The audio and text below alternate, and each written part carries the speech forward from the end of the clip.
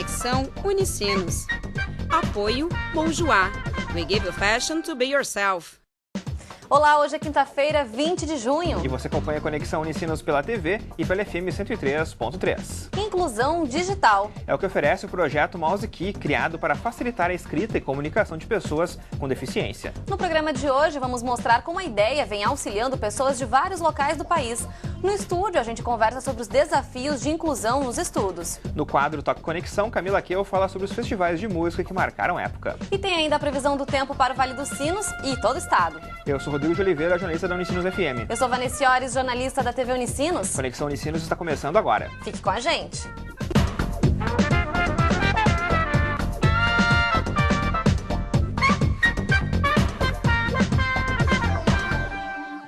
Escrever, uma habilidade que parece simples para a maioria das pessoas, pode ser um desafio para quem tem algum tipo de deficiência. E foi pensando nisso que um morador de Esteio, que tem um tipo de atrofia muscular, criou um projeto que facilita a escrita e a comunicação para quem tem limitações. A ideia é recente, mas já atingiu cerca de 13 mil pessoas. E entre elas está uma adolescente de Gravataí. Confira os detalhes na reportagem de Priscila Gomes. Um objeto que para muitos parece comum, mas que pode abrir um leque de possibilidades para diversas pessoas. E uma delas é Ana. Com 14 anos, ela sofre de paralisia cerebral e, por isso, tem os movimentos comprometidos, o que dificulta os estudos. Mas, neste ano, a sala de aula virou um ambiente diferente. E tudo isso por conta do projeto MouseKey, um teclado virtual que facilita a escrita e a comunicação por meio do computador. A responsável por descobrir e utilizar a tecnologia com a adolescente é a professora Gisele. Ela usa dentro da alfabetização para ditados, né? Então eu faço a interferência com ela. Como é que a gente faz? Eu quero que escreva uma palavra. Então eu vou escrevendo com ela e fazendo aquela construção daquela palavra ali com ela. Agora a gente tem que fazer o iô. O que está faltando ali? O Edson já botou o que está faltando. O H e qual é o outro? Ana está no 3º ano do ensino fundamental e um dos sonhos é ser alfabetizada. E agora, com um avanço na habilidade de montar as palavras, ir à escola ficou ainda mais agradável. Ela melhorou muito depois que ela começou a usar o computador. E antes ela não conseguia mexer, né? E agora com esse projeto, né? Ela está conseguindo mexer no computador. E ela gosta muito, né? Quando ela não mexe, ela reclama. E os pequenos não medem esforços para ajudar a colega nas atividades. E Brenda é um exemplo disso. Eu ajudo ela bastante, quando ela precisa assim muito, daí eu ajudo ela, porque daí eu peço a professora, daí ela deixa. Além da gaúcha Ana, o projeto já atingiu pessoas de outros países e também de vários locais do Brasil. Sandra, por exemplo, que é de Santa Catarina, enviou um depoimento para a nossa equipe através do Facebook. Ela e a irmã utilizam o MouseKey para escrever textos longos, já que em um teclado convencional elas encontram dificuldades. As duas enfrentam uma doença genética, que é chamada de atrofia espinhal progressiva, um problema que reduz os movimentos dos músculos. Cláudio, o inventor do projeto, tem a mesma doença. Quando criou a tecnologia durante o mestrado em educação, não imaginava que tantas pessoas seriam beneficiadas. Quando as pessoas começaram a fazer o download, começaram a usar e me enviar relatos, eu fiquei surpreendido com as inúmeras formas que ele poderia beneficiar. Então, tenho recebido relatos desde crianças que nasceram com síndromes e deficiência, relatos das famílias, né? Tipo, que o filho nunca tinha escrito, que nunca tinha ido para o colégio, que agora tem, né, essa possibilidade de escrever. Relatos de secretaria de educação de vários municípios de todo o país, né? Informando que essa tecnologia vai beneficiar até estudos domiciliares, estudos hospitalares. Devido à doença, ele vai perdendo os movimentos com o passar do tempo. E quando começou a sentir dificuldades para escrever, teve a ideia do mouse. Então, um dia, junto com meu irmão, a gente estava no computador e precisamos usar a calculadora do computador. Então veio a ideia, poxa, se tem um programinha que digita números, por que não que digita letras? Então eu fiz a primeira versão, um teclado com as letras, que nem um teclado normal. Só que eu me dei conta de uma outra desvantagem. Quando a pessoa digita normalmente, ela tem 10 dedos. Mesmo que ela não tenha prática de digitação, normalmente ela usa pelo menos 2, os indicadores, que já dá uma vantagem. No mouse não tem 2 setas no visor, é só uma seta. Então pensei, bom, então eu tenho que botar botões que tenham, né, mais que uma letra.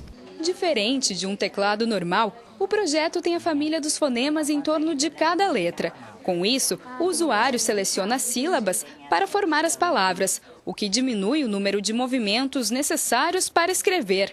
Um invento que é motivo de orgulho para amigos e também para a família. Eu curso pedagogia, então ele está sempre me auxiliando, sempre me ajudando. E é um aprendizado muito grande, é uma lição de vida que a gente tem, porque nós reclamamos demais, né? Qualquer pedrinha no nosso sapato já nos atrapalha. E ele não, ele te faz, tu vê N possibilidades, né? Adaptações. Então, assim, é muito gratificante tu trabalhar com o Cláudio. E acredito que esse invento que ele fez, ele não vai parar por aqui, porque ele já fez vários. E eu estou maravilhada com ele, com o apoio de todos, da Prefeitura de Esteio, da Secretaria, das faculdades, né? Então, eu tenho muito orgulho do meu filho. E para Cláudio, o sentimento é de satisfação. Uma sensação de meta cumprida, de saber que tu fez um curso de mestrado que tem uma utilidade pública, né? Que tem um fim proveitoso, que não é só mais um trabalho que vai ficar disponível só para quem trabalha com pesquisa, mas um trabalho que, né, ajuda a sociedade a pensar na inclusão, pensar na possibilidade da pessoa com deficiência, né, e no valor humano. O resultado do esforço pode ser traduzido na alegria de quem pode fazer uso do mouse-key.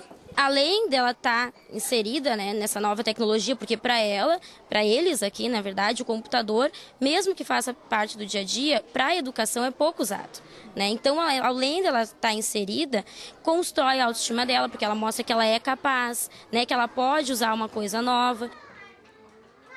O mouse-key foi doado ao governo federal, portanto, para quem ficou interessado em fazer uso do projeto, é possível encontrá-lo na página do Núcleo de Informática da Educação Especial no site urgs.br/NIEE.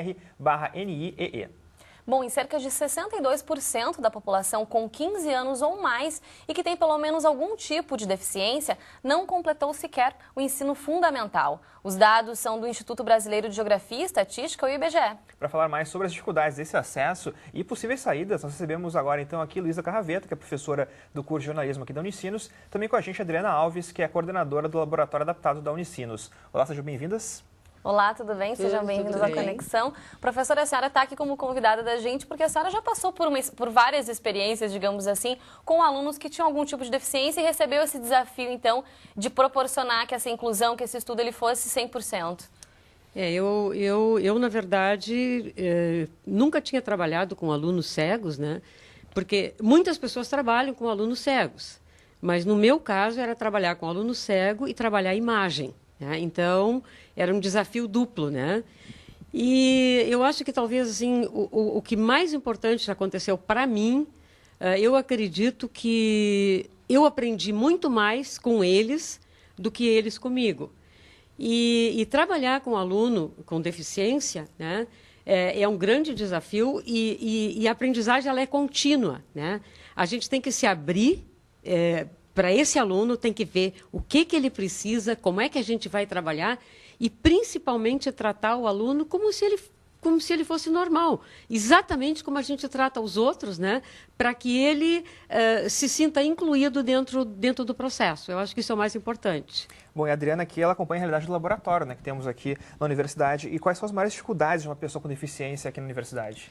Sim, geralmente os materiais assim em meio eletrônico são poucos, né? Então a gente tem que adaptar o material de aula, né? No caso os livros, os polígrafos, né? Então, a gente utiliza bastante no laboratório o scanner, né, para escanear o material.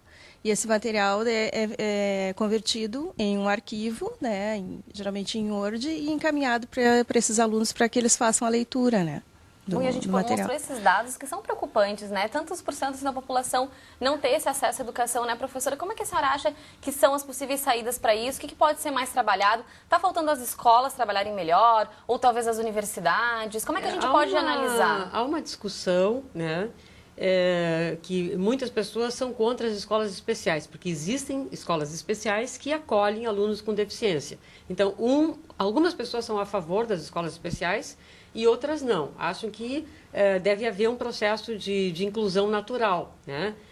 O grande problema é que muitas vezes as escolas elas não têm preparo, elas não têm condições ou muitas vezes não querem enfrentar o desafio. Porque eu acho que com um pouco de boa vontade, porque exige trabalho. Sem dúvida. Né? Então, a gente vai usar com o deficiente muito tempo, muito tempo. Então, às vezes, eu acho que é isso que acontece.